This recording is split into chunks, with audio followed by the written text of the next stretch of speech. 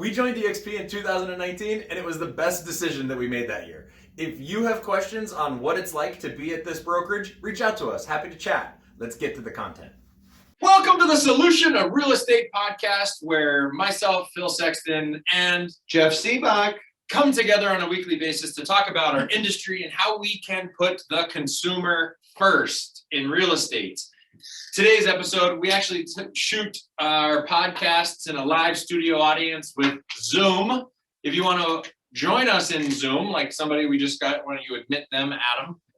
If you want to join us in Zoom, then we have a sign-up form on realestateleopard.com. That's where you go, realestateleopard.com, click on join the podcast, put in your cell phone number, and then we'll text you a link so that you can join us and ask questions just like Carlos, just like Barbara, just like JB, straight out of Seattle, do today or are online today. Yep. So, but today's topic is IDX unethical? Big words. Well, I guess I want to start with explaining what IDX is. Okay. And I wanted to see if there's anyone in our studio audience today that would like to explain what IDX is or does and the function that it serves. Oh yeah, like a mansplain. Like a mansplain. We need somebody to mansplain it to us. What do Doesn't you think? IDX stand for Internet Data Exchange, and it basically Oh, ding ding ding. Yes. That would be true. One. it provides information to other connected websites per se, or sites. All true, but let's try and be more specific. So it connects what to what? JB, I see your hand. I do.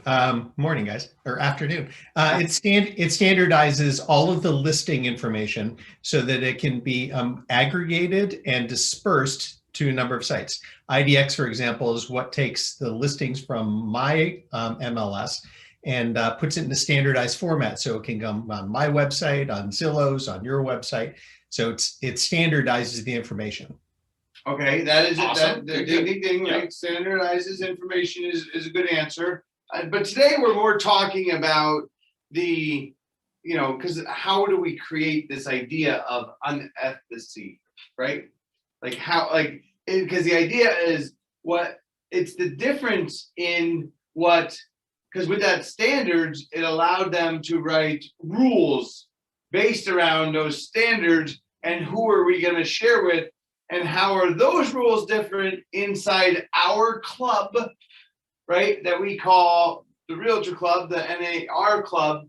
So how is that different from who inputs the information versus who gets to use the information? How are the rules different? Because I kind of want to get into, just so everybody can be very, very clear, than just, we're not an advanced podcast. We're talking to new agents. We're talking to and then we're talking to advanced agents, but I want to make sure we're all on the same page, Phil. Got it. And I think that, this started because of some of the co-star Zillow conversation. You want to get into that in a bit? Let's keep defining IDX. Well, I first. just want to understand IDX, and then we're going to talk about the mammoth fight that has begun out in the world to kind of catch everybody up on it, but then to make us, because we really hadn't thought about that much. I don't think anyone thought about that much, but the idea is that in 2000, let's call it 7, 8, or 9, there was rules that were changed to allow. What it was is the brokers were looking for a better way. When I say brokers, I mean the brokers that run MLS were looking for a way to better market their collective version of houses. Is that fair, Phil? Yeah. Yeah. So they're looking for a collective agreement. So they figured if we standardize our data, like JB said, we'll let others use it. And now we got to put rules around the way that they use it out there. Right. And by data, you mean we're talking about listings. We're talking about internet listing. We're talking about listings. Right. Like you take a listing of somebody that wants to I sell know, their but house. where do we put the data? We put it on the internet, We put it on in the MLS. website. Yes. We put the data in MLS, Which is a website. and then MLS, through their IDX feeds, send that listing data to typically software developers that create an interface that shows that listing data, and then they sell that interface to agents like JB and Okay, Carlos but and us. so IDX goes to brokers IDX goes to software companies that then sell Not their, brokers. well, the brokers, Do the brokers some get brokers, syndication? yeah, I guess if you're you don't have to, if you're a broker, you can get a RETS feed. You don't need necessarily an IDX feed. IDX most commonly is because you're going to resell that tool that you use to. But did we not on Sibbach.com use an IDX that we used to post? We use IDX on Sibbach.com and we buy our Yeah, but IDX. we're a broker with EXP. We're a realtor. Okay. Yes, we buy our IDX display from a company called FBS. Okay, so FBS. Okay, but FBS happens to also be our MLS creator. Well, hey guys, but you can actually buy like a WordPress plugin that converts your IDX feed. So you can, and very few agents do, you can buy your own IDX feed and use the IDX feed directly without without third party. Right. We don't do that. What in our marketplace, and maybe it's different, JB. If I was a broker, I could get a RETS feed, which is another type of data with a different set of rules. But we use a WordPress plugin for our IDX, but that WordPress plugin is provided by FBS, which happens to be the same company that the MLS uses for its interface, right? The data is one thing. The interface that lets consumers see the data is another. But we've gotten too technical into this. Yeah. I think the point is the IDX rules I was just allow trying realtors. to introduce that there's different rules than we have, because when we, like for instance, when we spend money on marketing For like our website. for like our website, Right. and on our website, Sibbach.com. right, you know, in 2006 or what was it, 11 or 12, somebody said you're not meeting the rules because we have to, when we market anything, the broker has to be prominent, which they said we had to move it from the right side of our page to the center to be Prominent. to meet the rules required by the state. So we had state rules that when we market our listings on our website, that we always got to let the know. When we market our services, we have to include the broker's name in a prominent in a prominent manner. manner. Is that the same in Washington? Texas? Yes, I see you nodding. Yes, I see you nodding. Okay, great.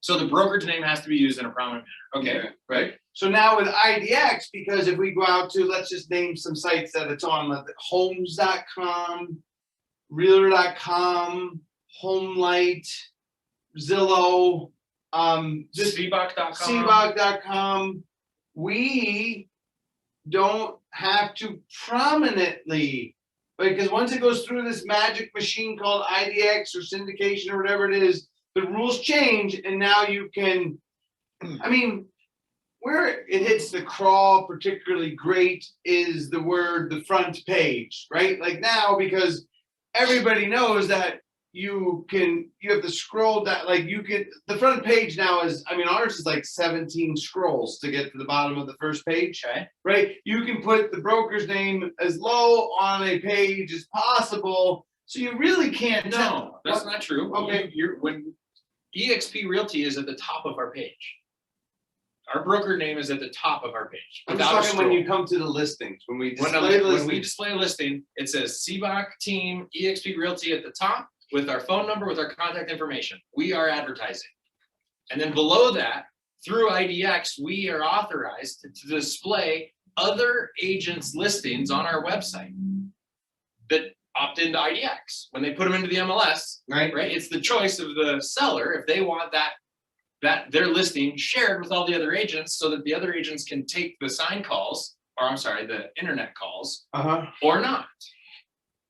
Right? It's a trade-off of Because some people that don't do a lot of marketing needed this to try and get it out as much as possible, but they also didn't envision what is now currently happening.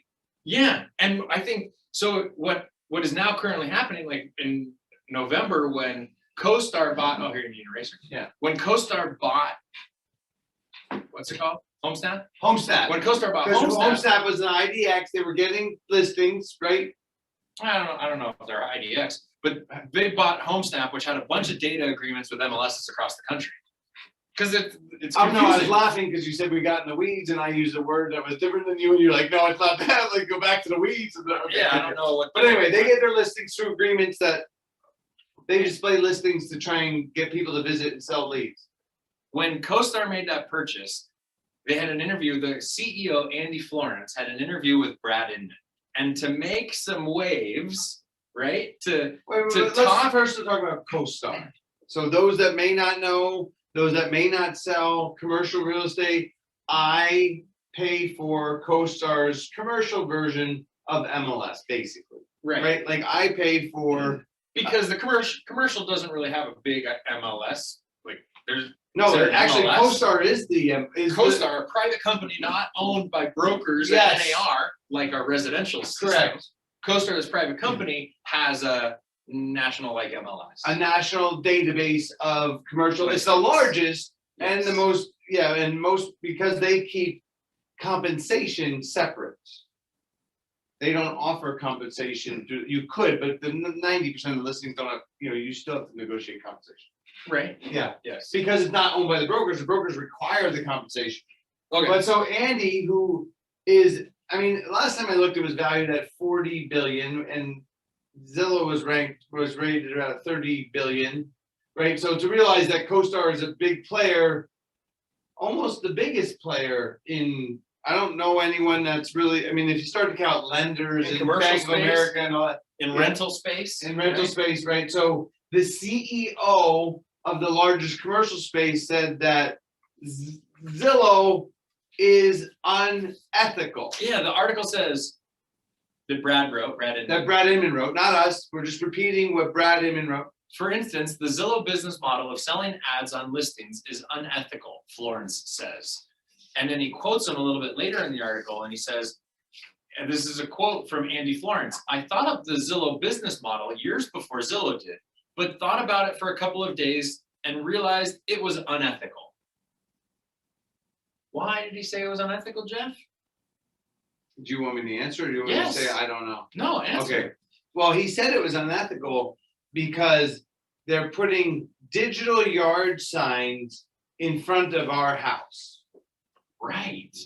Because now a digital yard sign like that, I had to sink in when I first heard that. A digital yard sign. Like, now it's 95+% of people start a search on the internet, not on a piece of ground.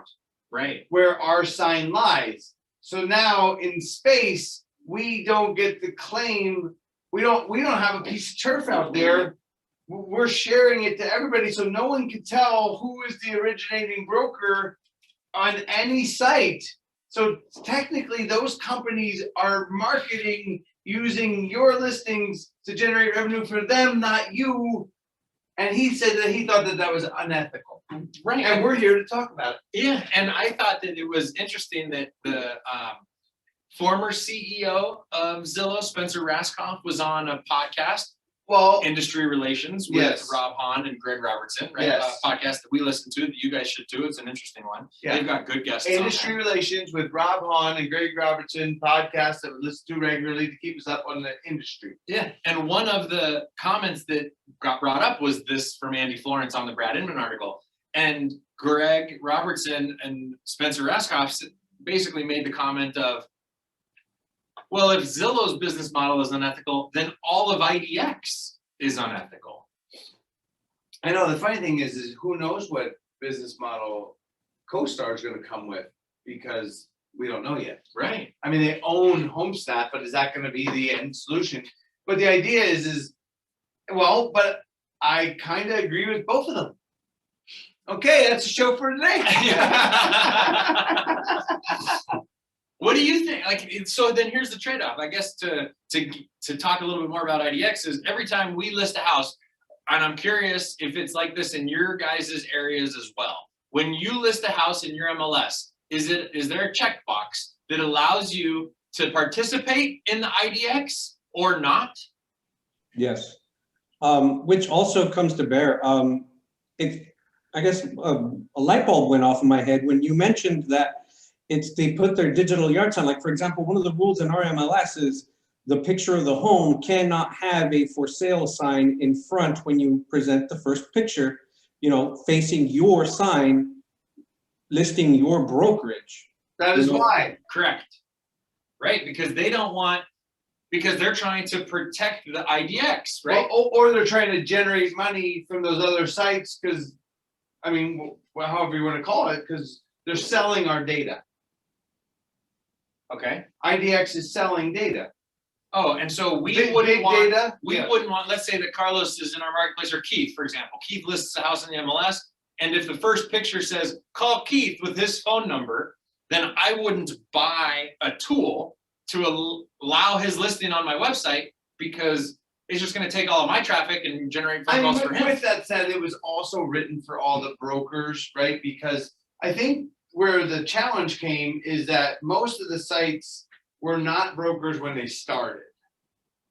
Right, when they, Because that was, because it's no, in syndication. 2007, 2008, Right. when these companies were baby companies, they were just marketing companies, and nobody cared because they were just sharing sites and building databases. Syndication. Right, and syndication was delayed, syndication was inaccurate, It was syndication slow, was. yes, right. and- So IDX sped it up, but then gave them an opportunity to basically sell their data to these other companies, because the companies needed their data to draw users, because they needed, I mean, think of it as a store. Think of an internet site as a store. If you're a store and you don't have a lot of products in the store, it's hard to get a lot of visitors. That's why Amazon gets so many people to their store, is they have lots Everything.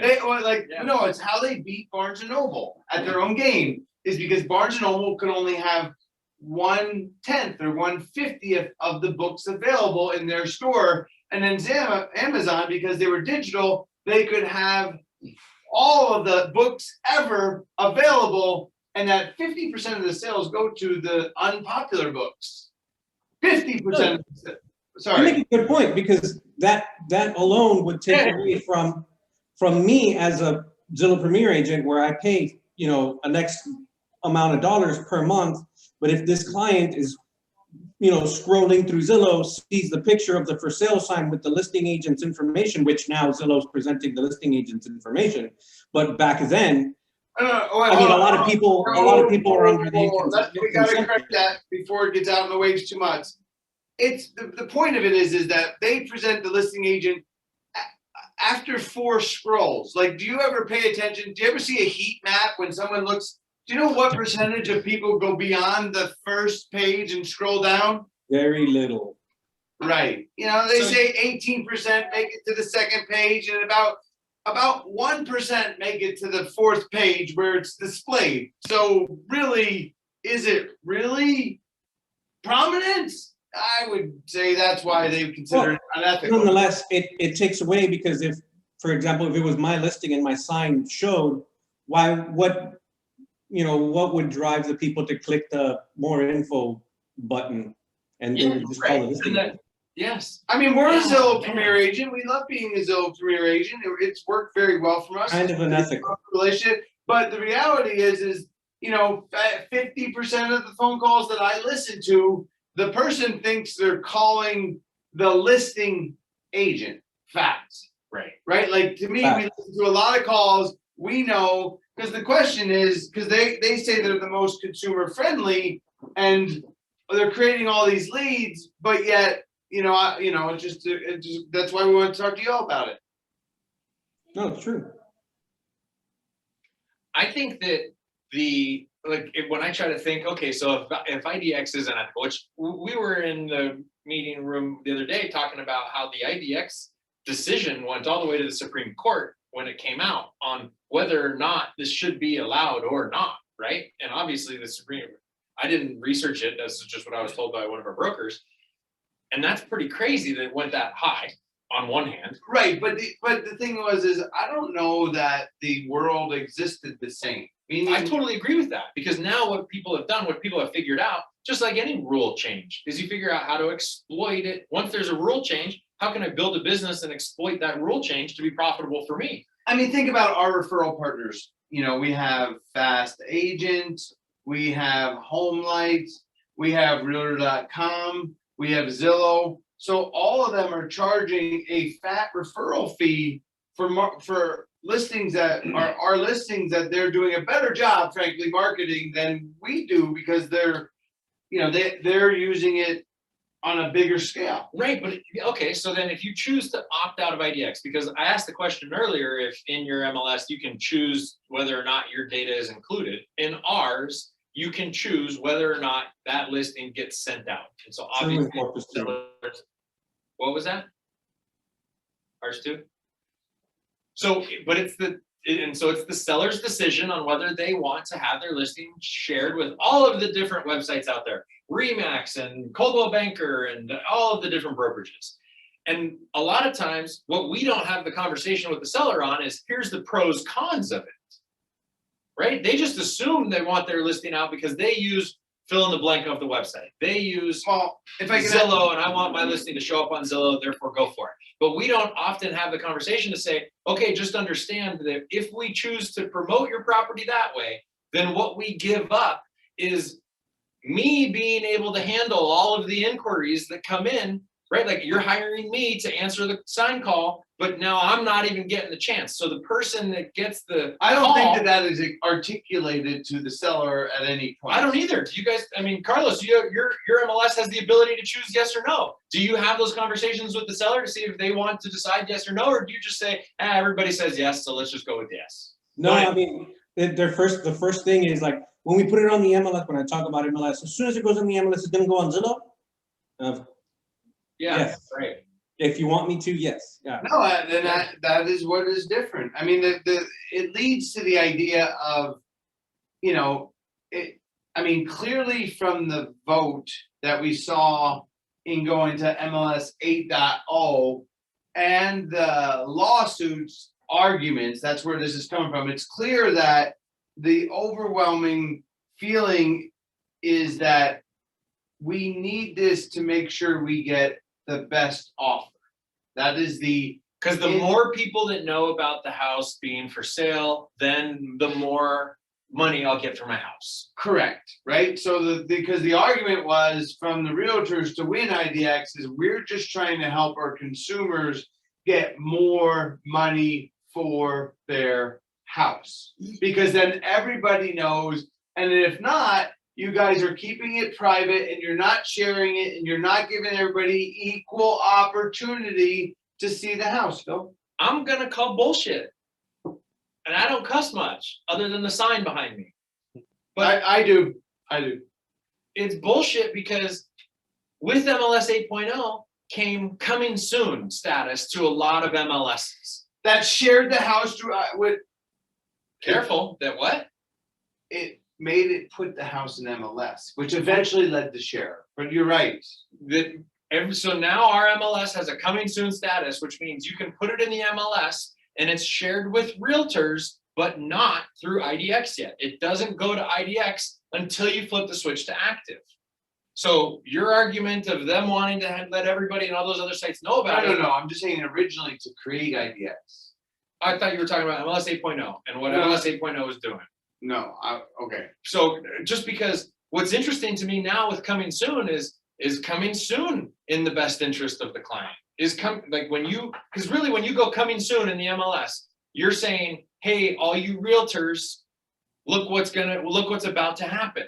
And have we ever sold a property in the coming soon status? Yes. And is that before it gets shared through IDX? Yes. Like it's just I love the business. It's so fascinating, just the different agreements of what data can move and where and how you leverage it and how you communicate with your clients about it. Because ultimately, the podcast is about putting the consumer first. And I think it's important that we at least talk to them about what the different stages are. The point I was saying about MLS 8.0 was because they wrote it up in there and their argument was it was for the good of them all. We're requiring them all. The realtors. The realtors, right? Because now the realtors all know about the property before the public. Right. If the agent uses the coming soon status. Right. Which is kind of interesting. Right. Well, should you? So then that brings if I can hijack our topic from is IDX unethical to should you use coming soon? I have a listing coming up in May, and that's one of the things that I did was, look, we're going to put you coming soon on a Monday, Tuesday.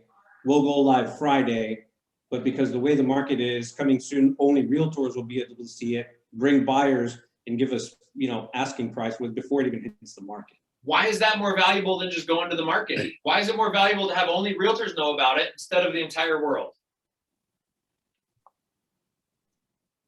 Good question. There is a for Are you sale offering a sign different for commission sale. during coming soon? No. That might be one though, if you're gonna, I mean, that's the conversation that we have with our clients, but I'm curious. I guess I would be most curious to ask agents that use coming soon every single time, like what value do you? Let's ask Faith. Faith, can you help her walk us through? All right, Faith. So we're coming to you, and then Barbara, we're coming to you.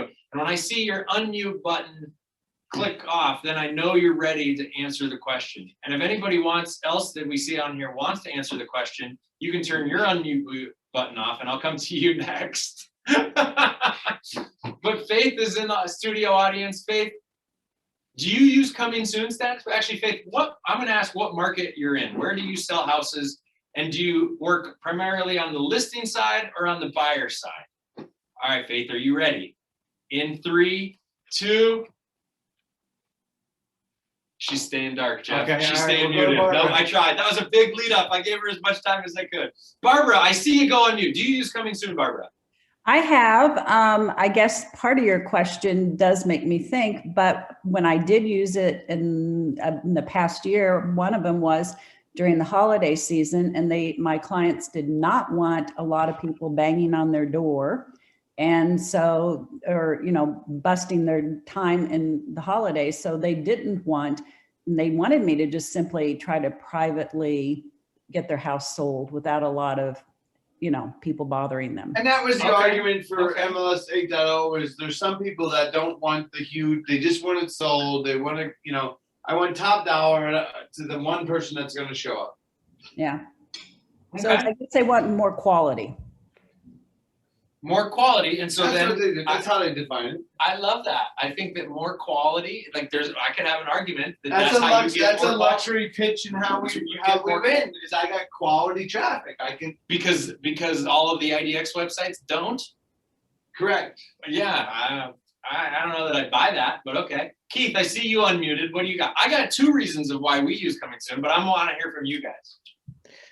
I use it. I've consistently used it just because I try to sell it before it goes on the market and try to. What's the point? What's the point? Then you have less traffic most of the time. That people would rather have less people in their house and all that. So that's one reason why. But I did have another question for you that's similar that I'd like to ask. I like questions. Yeah. And I like you, Keith. Some people would say you're 0 for 2, but the question I had was, so I put a house on the market just about a week and a half ago in East Mark in the Encore, which is a 655 plus community. And the people came in and they loved the house and they wanted to buy it. And they said, well, do we talk to you or do we talk to the layman team? And I'm like, well, why would you talk to the layman team? And they says, well, that's what it's listed on is, who you're supposed to contact regarding this home. And they even had the layman team. The listing agent? You were the listing agent. I'm the listing agent. Yeah. Yeah. Okay. Go ahead. And that's pretty much it. I mean, so the layman team actually brought one person and showed my house to them. So apparently in this whole IDX world, they hijacked my listing and they're getting the goods for it. This is what we're. Boy. This is the argument, is it not? Is that Keith's example? There's a lot of touch points there, but yeah. So when it's funny when we say we bring a house to market, I don't know what that means anymore. Does that mean we bring a house to? That means you signed the listing agreement. Okay. Does that mean that we started to market the property publicly Yes. inside of the MLS? And just in any way, just any kind of market. Does that mean that it bring was to coming market? soon? The definition of bring to market is to advertise the house, to Okay. market the house. All right. So then that means you start the 1 business day clock to get it into the MLS. Well, in your mind, Sorry, that's what you sorry. think of. I But do. to everybody else, it's just the general idea that I'm All gonna. right. Let me ask Keith a more specific question. Keith, was that listing active on the MLS? Yeah. Yes. Great. It had gone active on Friday morning at 12:01 a.m. And the people came to the house on Saturday. wanted to get his client the most amount of exposure so he doesn't burn a day. Can you schedule that? There- in there's- MLS? Day Nice. day We one, don't. right? I want to make sure I get all 23 hours and 59 seconds. It'll automatically do it.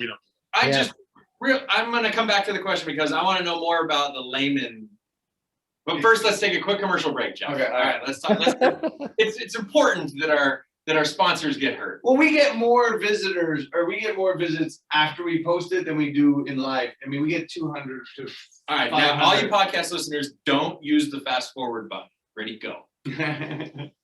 Welcome back to the Solution of Real Estate podcast. Thank you guys. You're good to us. I appreciate you sticking around.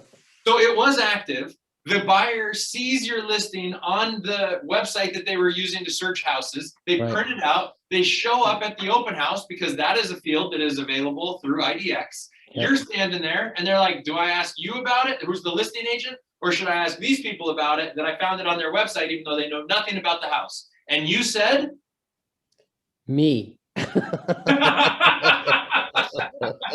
good answer. No, actually, I said me, damn it. So Yes, they were hijacking my listing. Yeah, they were hijacking my listing by .com. me checking the box that says they can. Yeah, interesting, right? All right, so we use one of the things that, so in your coming soon, I don't know if it's the same, Carlos, but in our coming soon, how does days on market work in our coming soon? It doesn't start. None, no days on market in coming soon, because days on market is potentially the most devastating number I to offer would price. say unequivocally. I just had one where our house was listed for 11 days active. 11 days on market. 11 days, and the buyer called in and said, "What's wrong with your house?" That used to be at 100 days roughly. We actually created videos in anticipation of that coming. What to do at 100 days. What to do at 100 days? We Yeah. had a campaign because that's when sellers started to call us to be like, dude, what's going on with my house? And now that's day 10. No, but this was buyers. Though buyers were saying, but well, because the buyers thought that was actually always ahead of the seller's thought. Right, the seller's like now 30 days if it's not selling, what's wrong. But in this case, buyer thinks now we're talking a week and a half. If there's not a contract on an offering, so days on market is clearly the most devastating statistic that's on the internet that the realtors have decided that needs to be displayed right up front. Not the broker, but the days on market, which may not be in benefit of the seller. I just thought of that right now, but yeah, it's funny because we chose that to be more prominently displayed than the listing agent is how many days they couldn't sell the house for. Okay, so then with that being said, brings me to another reason why we use coming soon. Price all day. Price. What about price? Test it. Well, What because do you mean? test because price? the average. I mean, I've been on, let's say, give or take, plus 2,000 listing appointments, roughly. Okay, and the average amount that a seller thinks their house is worth more than what it actually sells for is 10%. Right? Like, so when I go into a listing and I talk to them about price, and I think it's worth 900,000, or let's go $1 million, they say, well, we want to try 1.1. We think it's worth 1.1. No matter, like, it's 300,000, they're like, well, we think it's 325. We were hoping to get. Yeah, we were looking hoping. at, like, yeah, if it's 100,000, they're like, can we try 110?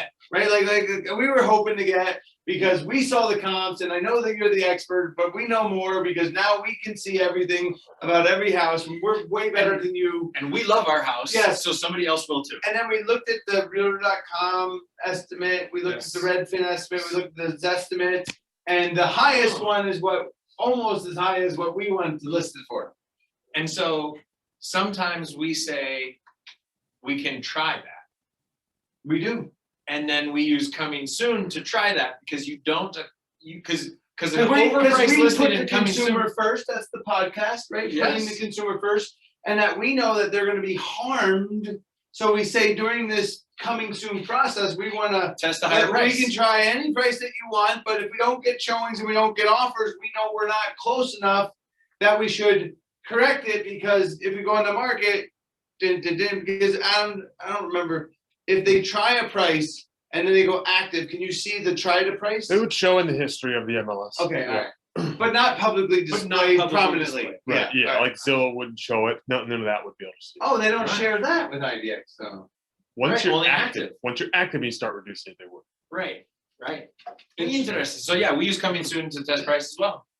Not count days on market, test a higher price. Sometimes when the house doesn't have appliances or it's getting work done and it's not up to par, and so you want to call it a $500,000 house, but it's under construction, and you just want other people in the area to know that it's for sale, but you don't want to accumulate days on market yet, you stick it in coming soon. And it's not every time that somebody pays you the completed price while it's in coming soon. But if an agent chooses to write an offer on that property for their client, then we have to present that offer. And sometimes the seller chooses to take it before it ever gets to the full market. Okay, so then you want to ask me the question if I think it's ethical or unethical as IDX? Yes. Jeff, what do you think? Is IDX unethical? I actually am gonna go with yes, right? Maybe because you'll go with no, but this is a podcast, we're trying to entertain, so somebody's gotta take the bad side. I'll go. Well, I mean, here's the thing, is that I struggle with that others can make more money off of my listings or us as a group. That others could make more money off, because now we're in an environment where these companies, I mean, it looks like OfferPad's going public, Open Doors going public, and then when you see the valuation, Zillow's worth 30 million.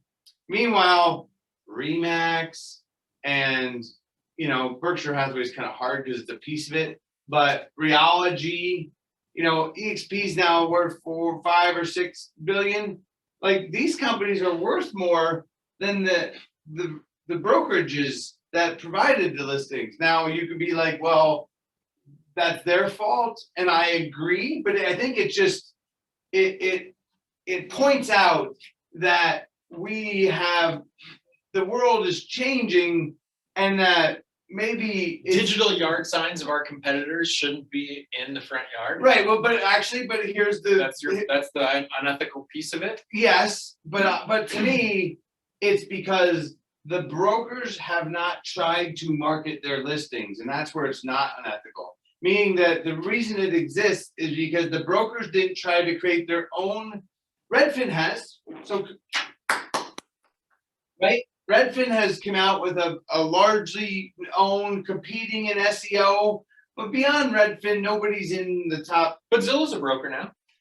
Right, but let's go this way. Even with Redfin, is the majority of their listings aren't their own, and it's just hard to see that that's really what was intended. What do you think the point of IDX is then?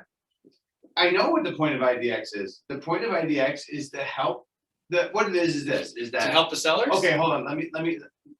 No. Well, yes, technically, because the agreement's for the seller. But what it is that. A little known fact is that over half of the listings are listed by someone that lists less than 5 houses a year. And if you list less than 5 houses a year, you don't have a marketing plan. You can't get out. You can't get the word out. And it's try to equal the playing field of people that sell, basically just to help them sell their houses. But if we offer it to them, we have to offer it to everybody.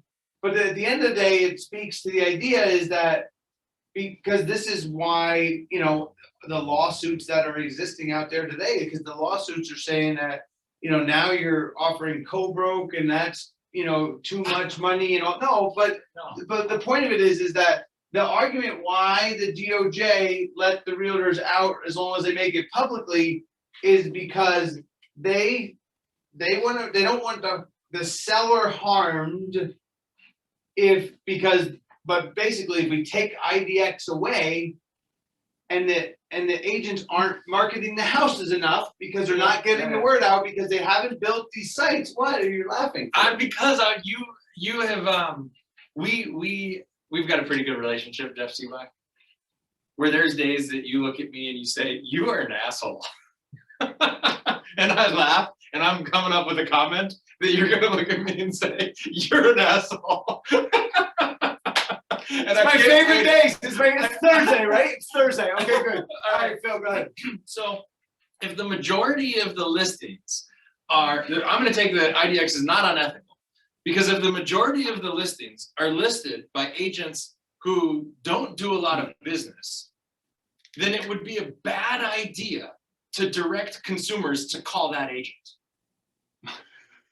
You're actually the asshole. Yeah, that's my point. Yeah. Wait a minute, hold on.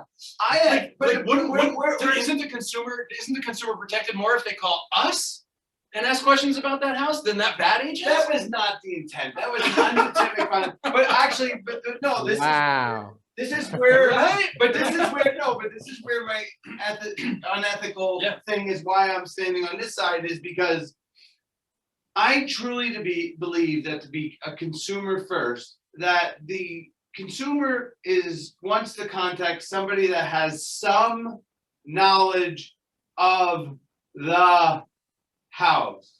Amen. True. That is just what I think but until That's a fact. But that is a That's a fact. fact. That is a fact. The consumer is looking to talk to somebody that knows something about the house. And that it's why we're coming out with the National Association of Realtors and why we're coming out We're with not coming out with the National it's Association out. of Realtors. It's out. National National Association of Elite Teams and Agents. Right. Right.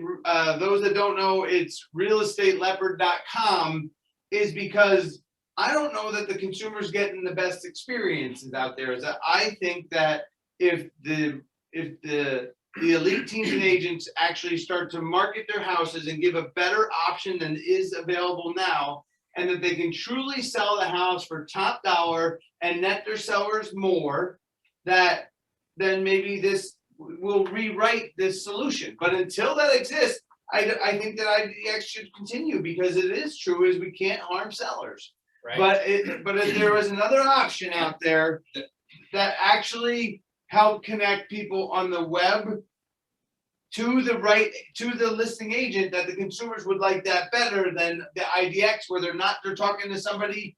I mean, it's almost being fooled, because over 50% of the time the consumer thinks you're talking to someone that's been in the house and they haven't. Right. I agree with that.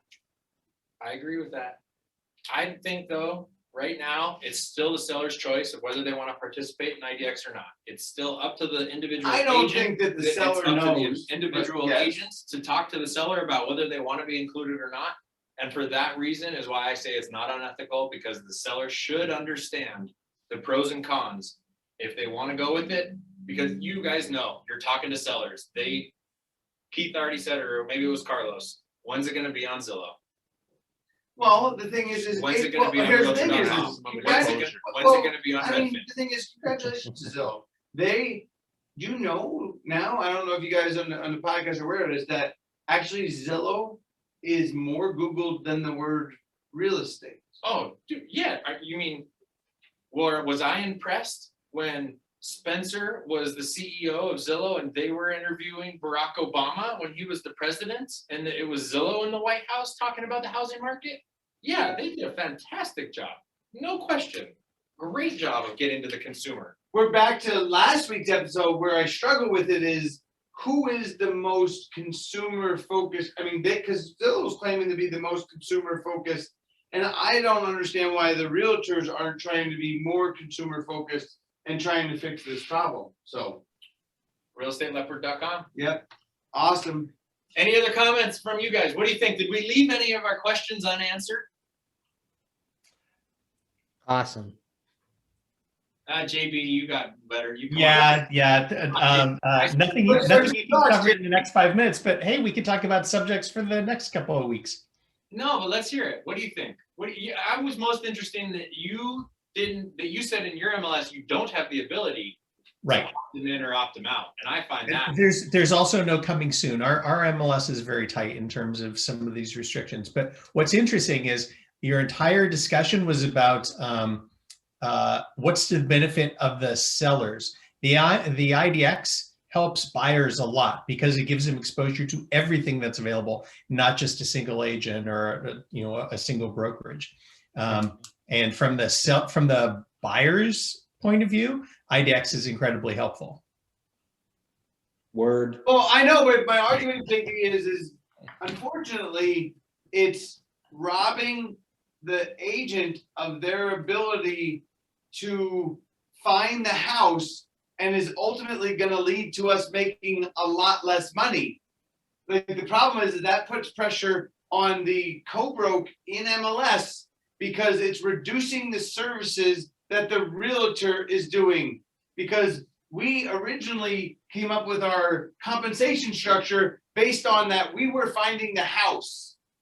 And now we're reducing the amount of tasks that we are in charge of, and that we still want to get paid the same. So my question to you now is, did you want to give that up? Like, I don't know that we got to, like, I don't know there was a big vote. Like, I think because when I first became an agent in 2003, if I had a buyer interested, I would go into MLS and I would go look, I would actually get in the car and go look at the 43 houses, 100 houses, 200 houses, and was deserved of that large commission. But I think that this is why eventually the lawsuits are going to have a big effect, because this process called IDX is reducing the role of the realtor and will eventually affect the commission.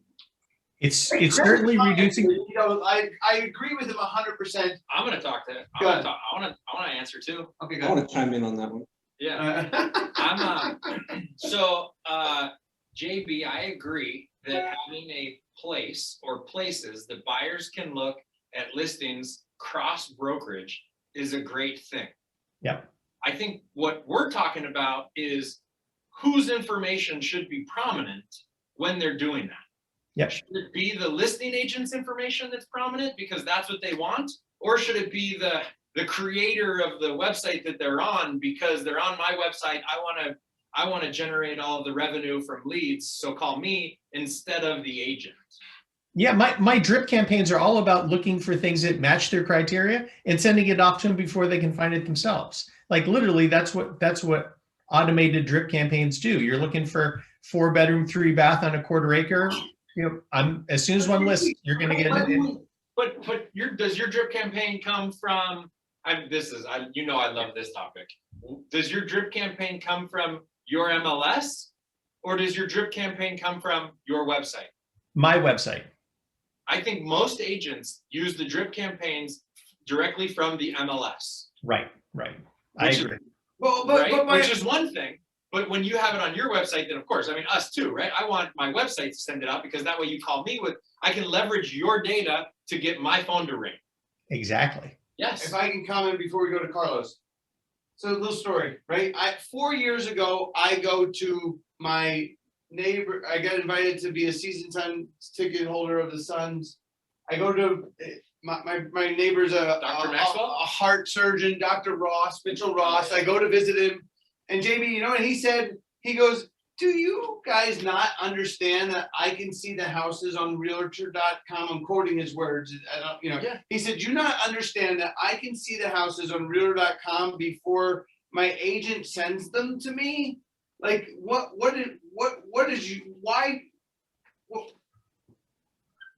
I don't know. What is wrong with you? He was like, are you like, why is it that like my agent sends it? He was using a different agent, not me. He goes, but my agent sends it to me 3 hours after I can already see it on the internet. So the question is that helping us? Carlos, what do you think? Well, as far as JB's argument, as far as the buyers go, I mean, I can tell you, well, my market, just right off the bat, I can tell you per capita, average income per capita here is $26,000. So you can imagine the sellers that we have. So my job as an agent, as a buyer's agent, is they'll send me houses off of Zillow and hey, this one's 120,000. I want to buy this one, but I have to look at the financing terms that the seller's willing to look at, because if my buyer is an FHA buyer with a lower, down payment, and this house is cash only or conventional insured, I have to break their heart and tell them, hey, look, why don't you let me look for you and send you everything that you would qualify for? So does that really reduce what I do? No, actually, Well, we're not gonna say it creates more work for me, but I'm able to work for my buyers more because 90% of my buyers are FHA buyers.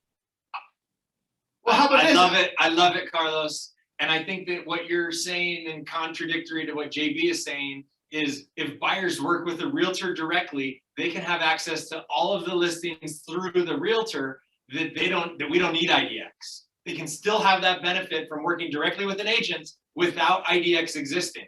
And the reason why I like that comment is because now in our system with coming soon data, me, the realtor, can set you up on an automated search so that you can get coming soon data that isn't on any IDX website anywhere. So I'm back to having exclusive content to my buyers. So now is it unethical that I have exclusive content that I share with my buyers? Actually, is it unethical that my MLS software is the only software that I can have an auto subscription for this coming soon data? Shouldn't I be able to have that coming soon data from my website too? Why is it only available from inside of this system? And now we're gonna have pre-coming soon. And then, Which are pocket listings. That's what pocket listings are. but No, but we no, can't no, have hold pocket on, hold listings on. anymore. I know, Oh, but we can have pocket listings here. Hold on. Oh, I'm sorry. You're right. We just can't talk about it. let me explain to the audience what Phil just said. Nice. Yeah. This is I'm the- out. It was good to see you. This is the part of the show where Phil says something really technical and I try to be the technical explainer, right? Because what you said was, how is it that we're a realtor, but we can't put our own listings on our own website? Is that what I understood? Did I misunderstand that? No. During coming No, soon, no. I can't share them with my own website. Coming soon data is not available on any other platform from our MLS anyway. Coming soon data is not available on any other platform except for the MLS. That's what I'm saying is we can't Well, what share if you it with do, our yeah, own what if you do a website. push page or something like that? What'd you say? You want me to scrape What if data? you create like a push page? You know, I use KB Core, so create a Oh push no, we page. can cheat Carlos. we can cheat the system. We know how to do that too. And we never want to come onto a public platform and talk about ways that we do that. But thank you for your input. What's your broker's name again? Are they Leo both- Signs. No, but the reality is I think that what Phil's got a very, very, very, very, very valid point in that so Now my website, my IDX website is at a disadvantage to my MLS. And that's the part that's frustrating to me because I've got agents and leads and I've got everybody set up on this tool over here because that's where all the data existed. And then what happened? The MLS rules changed and all of the data now exists up here. And so I've got to take everybody that was set up over here on this website. And if I want them to have the most updated data, I got to bring them over to this website. And that to me seems broken. Well, what makes it broken is I already have 3,000 buyers in my MLS and it operates at a snail's pace. It's not designed for your volume. I know, No but question. well, that's clear. But the thing is, can you imagine we took all the searches out of sync and put them into my MLS? Like we would never be able to use it because, well, not but designed the for thing that. is, if they're making money on the data, selling our data, shouldn't they update our software? Is I the don't know. next Do we question. want, maybe we Do we- don't. We might not want coming soons to be syndicated to sites like ours though, because then we're back to where we were. So the words come out of my mouth and then I hear somebody say in the background, be careful what you wish for. All right. Well, hey, any ideas for topic for next week? I have some, but I'd love to hear the audience feedback of a topic for discussion. In 5, 4, 3, I saw you trying to talk, JB. Yeah, let me. I had some thoughts, but I don't have them in front of me. I'll email them to you. Awesome. Okay. Thank you guys for listening. We appreciate the interaction. If you want to join us, visit realestateleopard.com. Give us your text number and we'll ping you when we go live. Actually, next week, the topic that I want to talk about is because I saw 7 other articles that there's too many agents and not enough houses. What are realtors really focused on? Is there trying I to wanted to have- multiply? No, but you didn't want to talk about the cost of client acquisition on all the other websites and what we can do. that I was already have thinking, the clients? that would be great for April. All right, guys. Have a Thank good you. one. All right, Adios. bye.